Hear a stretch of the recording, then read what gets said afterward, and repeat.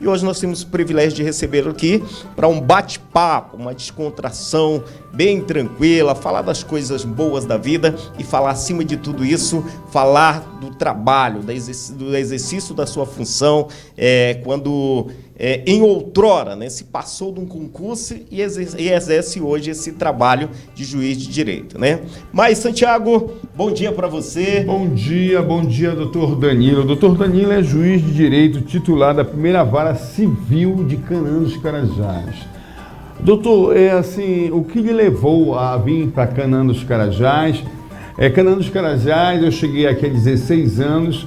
Há 10 anos atrás não tinha uma vara, né? Depois foi criada a vara, era submetido a Paraopebas. Depois veio o doutor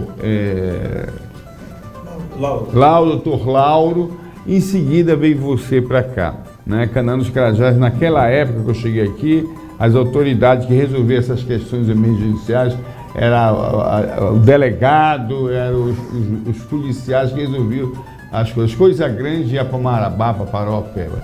Como é que o senhor vê hoje o estado jurídico de Canaã dos Carajás?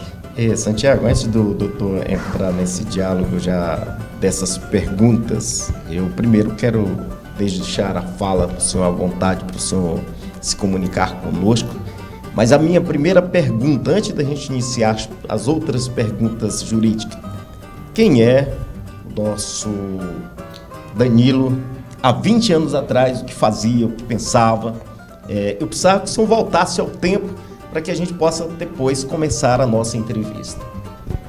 Muito bem, bom dia a todos, bom dia, obrigado pela oportunidade de trazer algumas informações que vocês entendem relevantes para a sociedade de Canaã. Bom, Danilo é uma pessoa comum como qualquer outra, que se enveredou pelos estudos do mundo jurídico e acabou, ao invés de seguir a carreira que inicialmente era aquela que eu gostaria, que seria advogar, sim, acabei estudando um pouco mais e passei num concurso para magistratura aqui no Pará. Por que o Pará? Eu sou mineiro, né? Nasci em Minas, a minha família é mineira e baiana. E em 85 meu pai veio para a região aqui, que a gente chama do Bico do Papagaio, para a Ceilândia, a região Imperatriz e tal. E aí eu morei aqui 6 anos, a minha família, eu fui embora, minha família ficou aí. Eu tenho alguns irmãos que moram em Marabá. Então a gente já tem essa afinidade com a região. Exatamente, essa afinidade com a região. Então, em razão disso, eu prestei o concurso aqui, acabei passando. Gostei demais do local, da região toda, sempre atuei nessa região. E hoje estou em Canaã, porque a carreira ela se movimenta, aí eu não sei se já está dentro da pergunta, a carreira ela se movimenta do seguinte modo: você entra como juiz substituto na carreira e depois você se promove para a primeira... 2 anos, você tem... Não tem prazo. À medida que vai abrindo as vagas, né, nas comarcas, abrem novas comarcas, ou outro juiz se promove, se remove, você se promove para a primeira entrância, depois para a segunda entrância, que é meu caso hoje, né? Eu sou juiz titular da segunda entrância. Como é segunda entrância em Paraopebas, Marabá, tudo é segunda entrância. Sim. E aí a carreira se movimenta desse modo. E hoje eu estou muito bem aqui, há 3 anos nessa comarca e exercendo a atividade jurisdicional aqui. Doutor, por que eu voltei há 20 anos do tempo para o senhor? Eu sei que há 20 anos atrás o senhor já estava no calor dos estudos, né? E aquele jovem adolescente, há mais 10 anos antes dos 20, qual era a real pretensão, como o senhor falou, queria exercer a advocacia, mas qual é a maior dificuldade hoje que o jovem, principalmente o adolescente, tem quando ele vai se engrenar nos estudos e decidir pela cultura jurídica? Eu entendo assim, que não há limites para o ser humano, entende? Nós muitas vezes nos colocamos esses limites. Eu demorei para entrar na faculdade, entrei com 35 anos, por desleixo meu mesmo, e chegou um momento que meus irmãos mais novos começaram a estudar, a dar exemplos, e eu fiquei meio envergonhado e resolvi estudar. Então, eu até os 35 anos eu exerci outras atividades. Sim. E aí com 35 anos ingressei na faculdade, saí com 40, com 45 juiz. E tem 10 anos, agora em maio faz 10 anos que eu exerço a atividade. Então eu penso o seguinte, o jovem não deve ter limite. Aliás, a mente humana, nós que somos seres humanos normais, de intelecto mediano. É a coisa que outro ser humano não pode controlar. Não tem limites. Limite, né? Quem coloca limites são nós mesmos, nossos pais nos colocam esses limites, a sociedade nos impõe limites, mas o jovem não tem limite. Aquele que estudar, que empreender, que perseverar, que não desistir, ele vai conseguir o que ele quiser. Para isso tem que ter dedicação, tem que abdicar de algumas coisas no momento, para poder você conseguir, seja o que for, quer ser um astronauta, quer ser um cientista em qualquer área, quer ser um engenheiro, quer ser um juiz, quer ser um promotor, quer ser um advogado, não importa, você vai conseguir. É só não parar, continuar estudando, se dedicando e acreditar. E vai conseguir, não importa de onde você veio e quem é você, que relação social você se insere, que relação financeira você se insere, todos podem conseguir. Claro que uns com mais facilidade, porque vivem com mais tranquilidade, tem mais conforto, etc., e outros com mais dificuldade, mas quem não desistir vai conseguir. Doutor, o senhor passou já por 3 comarcas, não é isso? Durante sua permanência como juiz, o senhor já teve ali, a primeira foi próximo a Marabá, depois o senhor... Na verdade, eu passei por mais comarcas. Passei em Altamira, passei em Xinguara, passei em Eldorado, passei em Canaã, passei em Curionópolis, Parauapebas e Itupiranga. E agora, por último, aqui. Que bênção, né?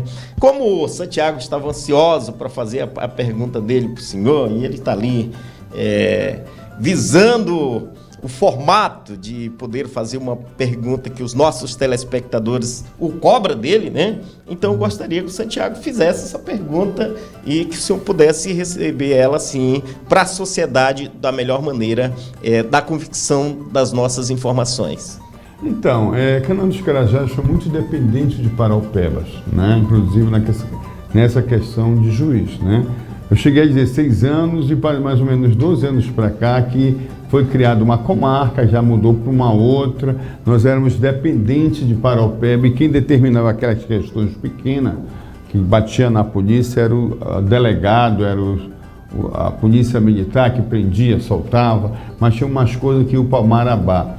E como é que o senhor vê a raiz jurídica hoje de Canaã dos Carajás, né? A gente tem acompanhado ações da polícia aqui, a questão da feminicídio, agressão à mulher muito forte. No final de semana, né, tem mulher sendo espancada, né, e tem vários problemas. Como é que o senhor vê os problemas, né, anormal, a vida humana com a questão da agressão, e como é que o senhor vê a vida jurídica aqui de Canaã dos Carajás hoje?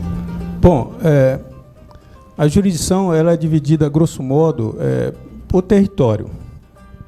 O tribunal ele divide as comarcas, elas compreendem o território onde um juiz ou mais juízes exercem a atividade jurisdicional. Isso é uma comarca. Aqui no passado não era comarca, porque a comarca, para se instalar uma comarca, depende de uma série de fatores, dentre eles número de pessoas, se tem que ser cidade, número de eleitores e outros fatores. Então aqui, embora não fosse comarca quando o senhor chegou, possivelmente, mas tinha uma comarca que tinha jurisdição aqui, que era Parauapebas, que aqui era uma vila, depois passou cidade, mesmo sendo cidade, inicialmente não tinha comarca instalada, e quem exercia a jurisdição aqui eram os juízes, eram os juízes de Parauapebas. Então tudo que tivesse demanda jurídica aqui era levado para Parauapebas, ou seja, era uma comarca, era uma cidade que era abarcada pela comarca de Parauapebas. Como era Curionópolis quando eu cheguei lá. Curionópolis era comarca e Eldorado não tinha comarca. Eldorado dos Carajás não tinha comarca. Todos os processos de Eldorado eram abarcados por Curionópolis, ou seja, eu que julgava tudo, eu juiz lá na época, certo? Salvo engano, Eldorado se tornou comarca em 2017, 2016, alguma coisa assim. A partir de então, lá também tem um juiz que exerce a jurisdição lá. Então, isso, claro, isso contribui demais para isso que o senhor falou. Desse ponto, tendo o Poder Judiciário instalado aqui, juízes, hoje somos 3 juízes, 2 juízes na esfera civil, 1 juiz na esfera criminal, uma juíza até. facilita demais para as pessoas, né? Porque estando perto, mais próximos das pessoas, tudo que é demanda, seja criminal, seja civil, as pessoas não precisam se deslocar para poder levar essas demandas até Parauapebas, por exemplo. E o senhor fez várias perguntas numa só, né? Aí está perguntando sobre feminicídio, etc. Então, assim... Mas, doutor, eu queria que, dentro dessa pergunta que o Santiago fez, que o senhor tem falado muito em comarca, né? O que é uma comarca? Qual é o verdadeiro papel de um juiz de direito em uma comarca? Então, comarca, grosso modo, é uma divisão territorial. Sim. Uma cidade, geralmente, que comporta uma comarca, instala-se uma comarca. Como aconteceu aqui, como eu acabei de citar, aconteceu em Eldorado dos Carajás. A partir do momento que tem lá o número de pessoas, renda e tal, instala-se uma comarca. Demandas jurídicas, né? À medida que foram muitas demandas daqui para Parauapebas, percebeu-se que aqui já comportava uma comarca. Então, instalou-se uma comarca aqui. Então, é divisão territorial, onde o juiz exerce sua jurisdição. Por que é importante isso? Porque, por exemplo, eu não posso exercer jurisdição em Parauapebas. Tudo que acontece no território rural e urbano de Parauapebas compete, do ponto de vista da divisão, da competência, compete ao juiz de lá. Eu não posso chamar para mim essa responsabilidade. Alguém não pode querer que, quero que o doutor Danilo, o doutor Daniel, a doutora Cátia julga meu negócio que aconteceu lá em Parauapebas. Você imagina se fosse assim? A imparcialidade estaria, né, comprometida. Então, os juízes daqui, eles exercem atividade nessa comarca. A comarca pode ser de vara única, ou seja, ter só um juiz, depende do tamanho das demandas. Da proporção das demandas. Da proporção das demandas. E pode ser comarca de várias varas, como é a nossa aqui. Tem 3, Parauapebas, se não me engano, tem 6 ou 7, Marabá tem 10, 12, 13, e assim sucessivamente. E aí, quando se divide em varas, vai se especializando, né? Eu que era juiz de vara única em Tupiranga, aqui eu sou juiz que tenho especialidades. Ou seja, eu só julgo, eu sou competente, ninguém pode querer que eu julgue na vara civil, na primeira vara civil, demandas criminais. Sim. Só quem julga é a juíza criminal, ela sozinha tem competência para isso. Então eu vou julgar as matérias que envolvem, especialmente, fazenda pública. Sim. E infância e juventude. A outra vara é especializada em família e registro público. As duas varas, nos demais casos, civil em geral. Aí é distribuído para lá e para cá, de acordo com a distribuição de sorteio, tá certo? Então, essas duas especialidades para mim, as duas para ele, criminal para outra juíza, e assim sucessivamente. Essa é a divisão. E nessa linguagem, doutor, jurídica, o que significa primeira e segunda instância, né? Como é que funciona mesmo essa vara judicial? Instâncias são os locais primeiro e segundo onde você vai exercer, você vai demandar. Por exemplo, tem o juiz, nós somos considerados juízes de piso ou juiz de primeiro grau. Sim. É aquele que primeiro tem contato com o processo. Na maioria das demandas, regra geral, elas são demandadas nesse juiz de primeiro grau, tá certo? O juiz vai sentenciar. E aí, se você estiver insatisfeito, aí tem uma segunda instância, que é o quê? Geralmente os tribunais. Vai recorrer os tribunais estaduais, quando se trata de justiça comum estadual. Se a parte tem interesse de recorrer, ela recorre à segunda instância. Então, instância é a primeira instância, quem você primeiro tem acesso e tem uma sentença. Se ficar insatisfeito, recorre à segunda instância, que lá você vai ter seu processo julgado por um colegiado. Exatamente para diferenciar que um juiz sozinho julga, lá um colegiado, para dar mais credibilidade ainda, mais substância ainda, ou rever a posição daquele juiz, né? Porque você imagina se não tivesse a segunda instância, eu julguei e pronto. Ponto final. Quer dizer, muitas vezes o juiz pode cometer erros, o juiz é um ser humano comum, normal, embora tenha que saber o direito, sim, mas ele pode cometer erros, e aí esses erros podem ser revistos ou confirmadas as decisões por aquele colegiado. Fala para nós, doutor, o que é audiência de custódia? Eu vi recentemente uma pessoa que foi presa, agrediu, ofendeu, quis matar, daí levaram ele preso e disseram, não, ele está para uma audiência de custódia. O juiz vai deliberar se mantém ele preso ou se as provas contidas não justificou e tem que soltar ele. Explique para nós o que é essa audiência de custódia. Bom, a audiência de custódia é um instituto jurídico afeto ao direito criminal. O que significa, sinteticamente? Significa que todo mundo que é preso, seja qual for a modalidade de prisão, a mais comum é a prisão em flagrante, tem que ser levado até 24 horas ao judiciário, para que o judiciário analise se aquela prisão, por exemplo, a prisão em flagrante obedeceu os requisitos. Existem requisitos para a pessoa ser presa. Sim. Você imagine se as forças policiais, que são muito importantes para nós, não vivemos sem as mesmas, prendessem a seu bel prazer, prendessem quem fosse amigo ou inimigo deles ou amante de alguém. Então, para evitar mazelas, é como se fosse um filtro, entende? Não que ninguém desconfie de ninguém, mas nós precisamos disso. Como a minha sentença pode ser filtrada lá em cima, a decisão de prender também, né? E o senhor pode prender, qualquer um do povo pode prender em flagrante. Nós podemos prender, não precisa ser uma autoridade policial, não precisa ser um policial da Polícia Militar. Qualquer um pode prender, mas isso é um filtro. Aí o delegado, primeiro filtro, por exemplo, a PM prende. Aí o delegado pode ter uma análise lá, ele mesmo, a depender do crime, ele mesmo pode arbitrar uma fiança, liberar a pessoa. Dizer, né? Mas, regra geral, quando é um crime que tem uma pena um pouco maior, é levado ao judiciário para o judiciário decidir. E lá tem quem? Quem está lá? O Ministério Público, que é o titular da ação penal. Mas, além de ser titular da ação penal, o Ministério Público é fiscal da lei. Ele tem essa atribuição constitucional. O que significa que é fiscal da lei? Às vezes, o próprio Ministério Público diz assim, não, essa prisão foi ilegal. Ele próprio fala, esse cidadão tem que ser solto porque essa prisão não obedeceu os requisitos legais.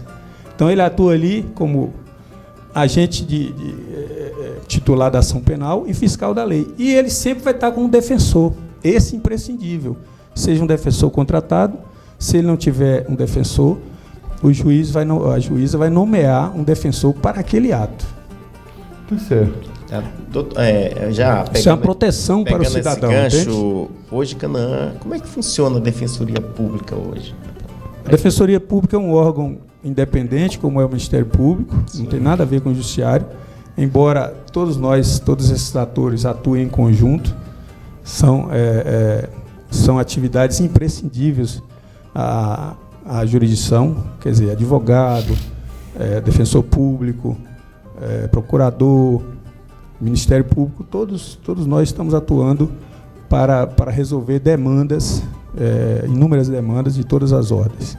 Então, a Defensoria Pública é um órgão independente, tem sua estrutura, tem sua independência funcional, financeira, administrativa, que atua, cada estado tem, a União tem a Defensoria Pública da União, e cada estado tem instalado a Defensoria Pública, que é um órgão imprescindível. Sabemos que o Brasil é um país continental, e que muitas pessoas são carentes, não podem acessar a justiça e não podem se defender, seja de que causa for, criminal, civil, não importa, sem que tivesse um defensor que não cobrasse dele um valor, como um advogado normalmente cobra, que é a atividade dele.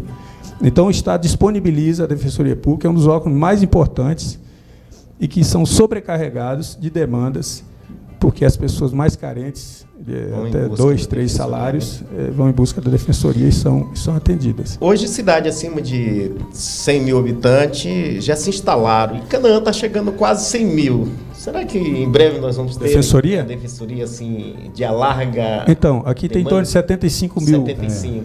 A defensoria esse ano voltou, já esteve aqui a Defensoria Pública do Estado, eu estou dizendo, do Estado. Voltou, nós contamos, a Defensoria hoje conta com 2, Canaã hoje conta com 2 defensores lotados na cidade. Doutor Igor e doutora Carolina atuam. Normalmente, as defensorias, depois de um tempo, conseguem ter sede própria, que é o normal, como o Ministério Público também, mas por lei, tanto a Defensoria Pública, quanto o Ministério Público, quanto a OAB, tem uma sala dentro dos fóruns das comarcas. E aqui também eles têm. Inclusive, a Defensoria, por hora, porque não tem sede própria, está atuando dentro de uma sala no interior do fórum. Mas é um órgão completamente separado, né? Separado, independente, e não tem... Eu queria lhe perguntar de novo, que eu perguntei no meio de muita pergunta sobre a questão... Canaã dos Carajás tem a Secretaria da Mulher e da Juventude, Canaã dos Carajás tem uma delegada da mulher, tem a Sala Rosa, E é grande a violência contra a mulher aqui no Canaã dos Carajás. Eu fico abismado, toda vez que eu vou na delegacia, tem 2, 3 presos lá, principalmente no final de semana, né? Eu te pergunto assim, na tua visão como um juiz, né? O que nós podemos fazer para minimizar isso, que não seja mandar para Marabá a pessoa cumprir a Maria da Penha? Né? Veja bem, a violência doméstica é algo que remonta nossas origens, tá certo? O Brasil, historicamente, concorde ou não, é um país machista, nós somos machistas. Eu vejo essa questão que o senhor está dizendo que existe demais. Nos últimos anos, a violência doméstica ela se acirrou um pouco em relação ao passado. Motivos, cada um cita aí N motivos, né? Mas não importa, o importante é que se acirrou. Por outro lado, eu vejo essa divulgação, as pessoas sendo levadas à prisão ou sendo noticiado que as mulheres noticiando, tendo coragem que são agredidas, violência psicológica, física, etc. Eu vejo como algo positivo. Entenda, no passado as mulheres sofriam isso do mesmo modo, talvez numa proporção muito maior. Só que não tinha esse aparato que o senhor acabou de citar, esse aparato que tinha para atender os interesses da mulher. A mulher se acovardava, era amedrontada e não tinha nada que amparasse isso. Perceba, a mulher vivia isso o resto da vida, a vida toda talvez. Vivia sob o manto da violência, num casamento, numa relação, a vida toda. Hoje não, a mulher é encorajada por esses meios, por esse aparato que existe para atender a mulher é encorajada, e a mulher também, cada dia está mais inserida em todos os segmentos da sociedade, ela é encorajada a procurar as autoridades. Existe uma estrutura para poder cuidar e tratar psicologicamente dessas mulheres. Existe uma estrutura para poder resgatar a dignidade e a autoestima dessas mulheres. Cursos, aqui em Canaã tem, muitas cidades têm, a maioria tem cursos para elas ficarem independentes, porque muitas vezes elas dependem financeiramente dos maridos ou dos companheiros, e em razão disso também elas não se desvinculam dessas relações violentas a vida toda. Então, esse aparato, delegacia, patrulha da mulher, que inclusive eu substituindo a doutora Cátia, foi quem primeiro busquei trazer a patrulha para cá e depois inauguramos, etc. O senhor estava lá, eu acho.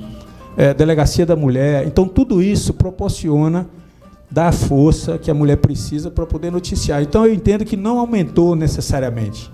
Só aumentou a coragem das mulheres noticiarem e não suportarem mais isso. Isso eu vejo como uma coisa positiva. Positiva.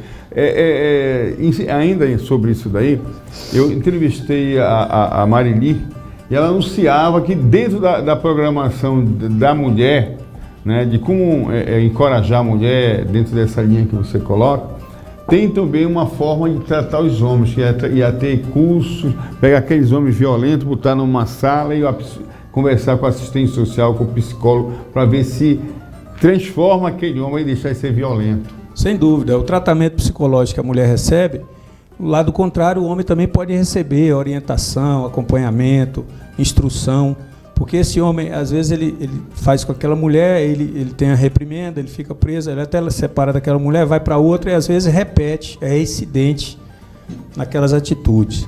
Então, é muito importante esse tratamento também com o homem. E o que o senhor falou de prevenção. Como prevenir o futuro? Onde a gente pode prevenir? Nós, na criação dos nossos filhos. E nas escolas, né, conversando com os alunos, com os jovens, com as crianças, com os adolescentes, explicando, orientando, dizendo da igualdade que existe entre homem e mulher.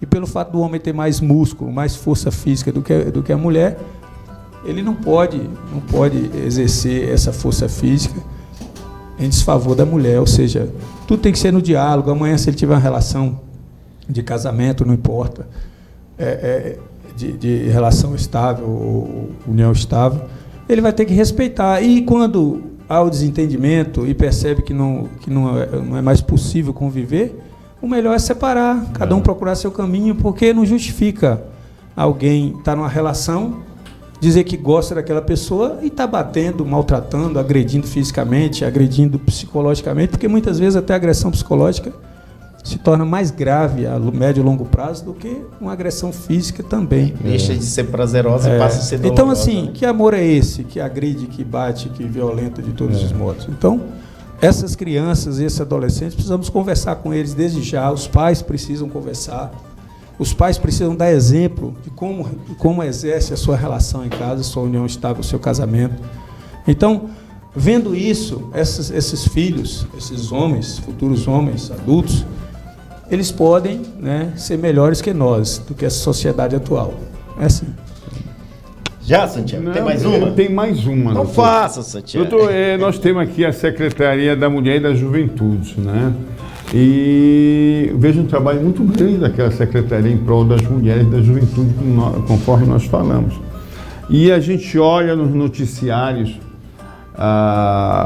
e eu fico preocupado com a nossa juventude. Uma parcela dela é negro, pobre, rico, todos eles têm uma parcela que está ou morto ou está no presídio, né? O que é possível fazer, a sua avaliação, o que é possível fazer para diminuir essa criminalidade de jovens e adolescentes no Brasil? Porque a gente fica assustado, né? Aquele monte de gente que vai preso, vai ver lá o cara vende droga, o cara abandonou o estudo, não quer saber, é filho de rico na criminalidade, é filho de pobre, é negro, piorou, está todo mundo lá, naquele meio. O que é possível fazer para diminuir? A tristeza que a gente vê em São Paulo, aquele negócio, aquele crack lá, aquela cidade que é dominada pelo crack. Fala para nós um pouco, doutor. Bom, ninguém tem a resposta definitiva para isso. Exato. Né? Mas sabemos que isso se remonta, claro que não justifica também por si só, remonta a uma distribuição de renda muito, muito cruel. Que o Brasil hoje talvez seja um dos países com pior distribuição de renda do mundo. Sabemos nossa história, país escravagista, sabemos como libertamos os negros, os pretos no Brasil e os deixamos por aí, não proporcionamos estudo, não demos terra, não demos condição para eles trabalharem. 300 e tantos e poucos anos nós tivemos de escravidão no Brasil. Foi um dos últimos países, salvo engano, o último a libertar os escravos. E até hoje, claro, países que não tiveram isso também ainda tem problemas. Até hoje nós temos problemas maiores do que a maioria dos países em razão disso. Então, assim, se olharmos, nós que somos aqui cinquentões, não sei... Sessentões, se olharmos aí 20 anos atrás, 20, 30 anos atrás, o Brasil já tinha, né, de república 1889, a Constituição de 1891, 1991, já tínhamos aí 100 anos de república, sem falar de império, e essas mazelas não haviam sido enfrentadas ainda, e não são fáceis de ser enfrentadas. Então, de algum modo, um ou outro governo tentando reparar, acho que começou lá no governo Fernando Henrique, salvo engano, tentando reparar esse prejuízo e que nós causamos a nós mesmos. Perceba, a violência pode estar no outro, mas ela nos atinge. Nós dois somos vítimas dessa violência. Nós precisamos colocar ofendículos, cachorro, grade alta e etc., eletricidade nas nossas casas, porque a gente está aprisionado também com essa... Mas como gerou e como resolver isso? Não são perguntas fáceis. Como gerou, a gente sabe. Ao longo do tempo, essas pessoas foram marginalizadas, especialmente os pretos, e hoje os afrodescendentes, os pardos, né, que compreende aí em torno de 60% da população. E hoje, de algum modo, a gente tem que inserir essas pessoas para o nosso bem. Às vezes a pessoa não quer inserir por humanidade, tem que inserir por necessidade. Eu digo isso. Imagine, 3 crianças hoje de 6 anos de idade, eu sempre falo isso, filho dessas pessoas que moram na periferia, que não moram lá porque quer, que a família já é desestruturada, que o pai foi embora, que mora às vezes com a avó. Essas 3 crianças estudam na escola pública. Se esse ensino da escola pública não for de qualidade, que proporcione para eles sair e acessar um emprego, nós vamos ter mais três jovens que vão estar fora do mercado de trabalho daqui 6 para ensino médio é o quê? Quantos anos? 4 mais 3. Daqui, quando ele tiver com 18 anos, nós vamos ter, o Estado vai ter que dar um auxílio para ele. Dar um auxílio, seja de casa, seja de dinheiro, seja Auxílio Brasil, seja Bolsa Família, o que for, porque ele não vai. Primeiro que os empregos cada dia estão menores, porque a tecnologia e a ciência evolui de tal modo. Vai ter que ter uma bolsa, ou seja, vai custar muito caro para o Estado, ou seja, quem vai pagar a conta somos nós, aqueles que trabalham e pagam imposto. Então, qual é a saída? Qual é a saída para minimizar isso a médio e longo prazo? Educação. Isso aconteceu nos países que foram devastados nas guerras, sabemos disso. Sim. E aqui não é diferente. A gente precisa, e eu já falei com a gestora aqui, quando eu a conheci, eu falei, prefeita, Canaã pode ser uma ilha de coisas maravilhosas nesse país e quiçá no mundo. Educação de qualidade, uma escola técnica. Por quê?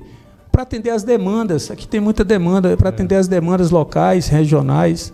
Se ele não arrumar emprego aqui, mas ele tem um curso técnico, ele pode ser autônomo, ele pode arrumar um emprego lá, pode arrumar no Canadá, pode arrumar na Austrália. Então, o que acontece?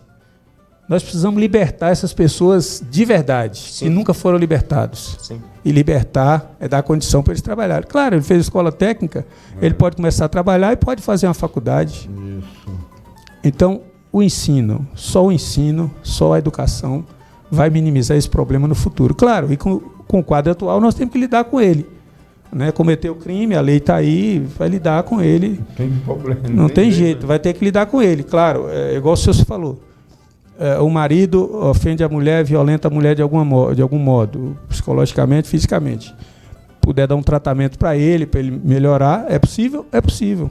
Para que se torne um marido, um companheiro melhor. E assim é com o preso. Às vezes a pessoa entra na criminalidade, não é porque eu nasci para ser bandido. Não existe isso. Circunstâncias outras que fogem à nossa vontade leva a pessoa, às vezes, a entrar. Justifica? Não justifica. Por exemplo, a minha filha é a filha de uma pessoa que mora na periferia, que convive lá com um traficante e tal. Qual é a possibilidade de minha filha entrar para o crime e aquele garoto ou aquela garota que está lá, ou para a prostituição? A probabilidade maior é qual? Não estou dizendo que justifica, porque 99% daquelas pessoas da periferia são honestíssimas, talvez até mais, 99,9%. São sérias, honestas, criam seus filhos com sacrifício, fazem o que podem por ele, morrem e matam por ele, deixam de comer por eles. Mas 0,1% tem muito mais facilidade de entrar para a criminalidade, para a prostituição, do que o meu filho, do que o seu filho, que vive mais conforto, vive em outro ambiente, etc. Então é isso que a gente tem que reparar, e isso vai ser reparado, já começou as oportunidades para os pardos e afrodescendentes, já são maiores hoje do que no passado, já enxergamos isso por aí. E, à medida que, a médio e longo prazo, eu penso que investindo em educação desse modo que eu penso, em 15 anos, 30 anos, a gente vai estar em outro país. Que bom, né? Que bom. Doutor, e se a gente pudesse ficar o dia todo, a gente tem assunto, mas eu sei que o senhor tem os seus compromissos também. E antes da gente finalizar esse bate-papo, eu queria fazer uma pergunta para o senhor. Hoje, o sul e sudeste do Pará engloba mais de 1.800.000 pessoas que convivem no dia a dia nessa região, que dependem da justiça, nos mais altos graus, nos menos graus, mas que depende. E eu queria que o senhor fizesse uma avaliação como cidadão e como juiz. Como cidadão, eu gostaria de perguntar, os últimos 10 anos, qual foi o avanço que a justiça nessa região, ela teve um avanço expressivo ou ainda está caminhando a passos lentos dentro dessa região do sul e do sudeste do Pará? Perceba, a evolução do judiciário, não sei se a pergunta é essa, ela tem que acompanhar a evolução da sociedade. Né? Se o judiciário não acompanhar, obviamente, não vai prestar a jurisdição como deve. Especialmente no Pará, o Tribunal de Justiça, nos últimos anos, tem investido em tecnologia. É tanto que o Tribunal de Justiça hoje é totalmente digital.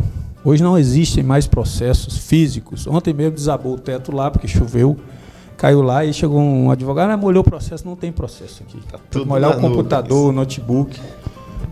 Então está todo informatizado. Isso é importante com a internet.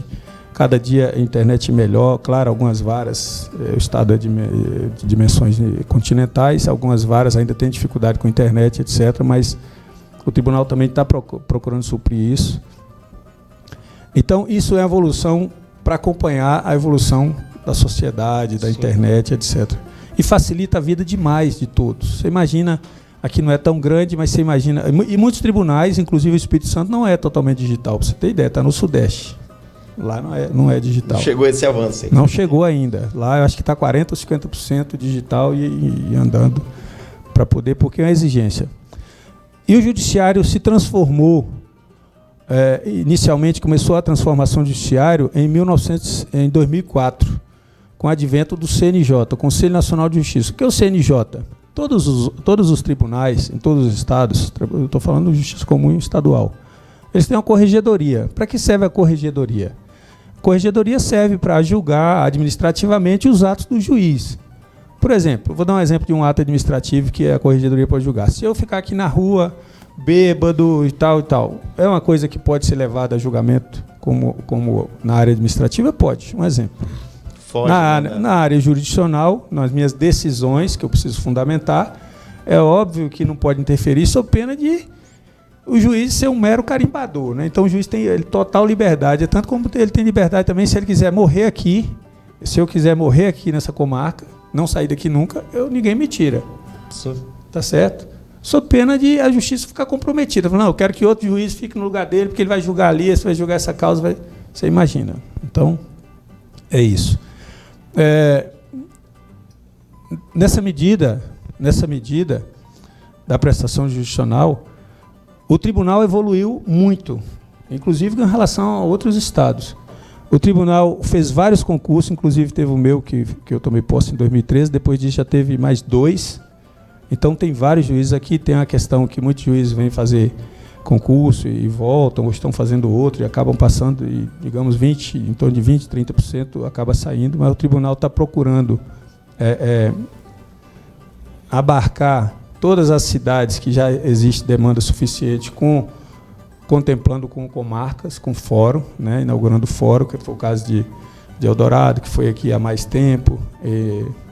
Então, assim, por exemplo, Canaã dos Carajás tem 3 juízes, né? Isso até 5 anos atrás era impensável. O tribunal não tinha condição de ter essa estrutura. Né? Não tinha condição de ter essa estrutura. Então tem 3 juízes, atende bem, razoavelmente bem as demandas aqui, com a celeridade que aumentou. Um advento também que foi importante, foi que lamentavelmente veio em razão da pandemia, mas que se antecipou, foi a prestação jurisdicional online. Né? Isso aí é uma maravilha, mas em contrapartida, a própria OAB Federal entrou com a reclamação junto ao CNJ sobre isso, que determinou que as audiências voltassem a ser presencial. Todas as audiências que eu faço, ainda o tribunal já está regulamentando aqui, que eu faço online, os advogados, aliás, a maioria nem sabe disso, que tem essa ordem de voltar presencial. Todas as audiências que eu faço, os advogados acham fantástico. Faço audiência com advogado do Rio Grande do Sul, de Brasília, do Espírito Santo, do Nordeste inteiro, do Sul, do Sudeste, do Norte. E o advogado daqui não precisa mais se deslocar para ir ao fórum. O promotor não precisa mais se deslocar. Você imagina a economia que é isso? Sim. Se você deixar hoje, como é tudo digital, o servidor, tanto o servidor como o juiz, se for o caso, pode prestar a jurisdição de casa. Você imagina a economia, e isso foi levantado durante a pandemia, a economia que os fóruns e vários órgãos federais, estaduais, municipais, durante a pandemia, que não tiveram que acender suas luzes, ter cafezinho, ter limpeza, economizou. Mas foi assim, bilhões de reais somados, bilhões. Então, é algo que veio para ficar. Claro que isso dentro do judiciário ainda é discutido, tem muitas nuances, tem matérias criminal e tal, que muitas vezes, por exemplo, o júri se discute se é possível fazer online ou não. Então, tem uma outra matéria que se discute se é Mas isso também é um avanço, a possibilidade de você fazer uma audiência com um advogado lá de São Paulo, lá de Brasília, lá de Cuiabá, tá certo? Evita que a parte gaste dinheiro com ele, que ele corra risco de transitar em São Paulo. Você imagina transitar em São Paulo para fazer audiência no fórum, sair de casa. São Paulo, Rio, estou falando grandes centros, BH. Você ficar em casa, você bota lá um escritório e faz sua audiência de lá, não tem risco, não gasta gasolina. Não. Então foram avanços que hoje... E o CNJ ele estabelece metas desde a criação do CNJ. No passado, a justiça de fato era mais lenta, né? Não tinha uma fiscalização assim mais... A demora no processo. De credibilidade como é exercida pelo CNJ, que é um órgão de pluralidade de origens, né? Tem advogados, tem promotores, tem juízes. Então, assim, não é feito só de juiz, de modo que há uma cobrança, há metas a serem cumpridas, né? As varas têm metas, o juiz tem metas a ser cumpridas. Claro, dependendo da vara, que tem muita demanda, que no passado ficou lá, aglomerou, etc., vai ter mais dificuldade, mas os avanços foram gigantes. E nossa comarca, eu penso que eu não ouço reclamação, e quando tem um processo ou outro que ficou ali, e que a parte tem liberdade de ir lá conversar, a própria parte, eu atendo as partes, e alguns juízes atendem, mas o advogado tem liberdade, claro, é da atividade dele, da atividade, né? De ir lá e fazer com que esse processo seja despachado ou sentenciado, etc. Então, assim, eu penso que Canaã, especialmente... Está no ganho. Está de parabéns. Doutor Danilo, nós queremos lhe agradecer, sim. Hoje, quando a gente está batendo papo aqui, se o senhor estivesse lá na sua sala, nós também lhe colocaria ao vivo aqui para entrar. Graças a Deus, a gente trabalha hoje em várias cidades do Pará. Nós temos repórteres aqui em Paraupeba, Marabá, São Félix, Xinguara, enfim, nesse mesmo formato que a gente trabalha hoje, facilitou o nosso trabalho. E nós, como imprensa, queremos lhe agradecer, dizer-lhe da satisfação que temos, e toda vez que fomos procurados, o senhor nos atendeu da melhor maneira possível, tem atendido os anseios da sociedade com as suas informações, tem participado da vida ativa da sociedade. Eu tenho o privilégio de dizer que já vi o senhor em várias e várias reuniões, buscando soluções para os problemas sociais que estão à esfera, né, do município, mas que o senhor, com a sua contribuição de humano, tem contribuído para a sociedade de Canaã dos Carajás. Isso nos inova de dizer-lhes que o senhor foi escolhido como o juiz que se destacou durante o ano de 2022. Aqui, o senhor não esteve no evento, mas foi representado, e diga-se de passagem, deixou aí a fala também da pessoa que lhe representou. E nós, como imprensa, estamos à sua disposição, em qualquer que seja a situação, o momento, que a gente possa caminhar e dar essa informação exata para a sociedade. É esse o nosso papel como imprensa, e nós queremos mais uma vez lhe agradecer, dizer-lhes que nós temos acompanhado sim o seu trabalho. Quando o senhor fala que passou de Tupiranga, que é uma referência, onde fala... O doutor Danilo passou em Tupiranga, quer dizer, deixou a sua marca, as pessoas sabem por onde o senhor passa, e diga-se de passagem, é uma história muito bonita para ser contada, né? E eu quero dizer aí aos meus amigos, né, da Academia de Letras, que comecem a mexer, né, vocês como artesão das palavras, comecem a fazer juízo a respeito da vida desse cidadão que está no sul e sudeste do Pará, contribuindo para o serviço da sociedade. Eu queria deixar o senhor para os seus agradecimentos finais e dizer-lhes que nós estamos sempre à sua disposição. Muito bem, eu agradeço. É sempre um prazer.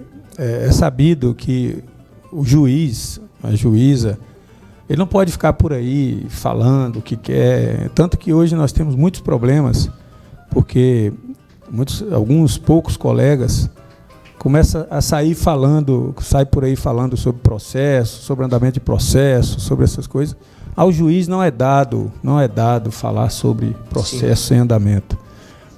Agora, sempre que for necessário e que os senhores acharem conveniente prestar informações institucionais, aquelas que vão ao encontro do interesse da sociedade, que pode informá-las, deixá-las a par daquilo que é o seu direito e como funciona determinado segmento do instituto jurídico, será sempre um prazer estar aqui para prestar esses esclarecimentos.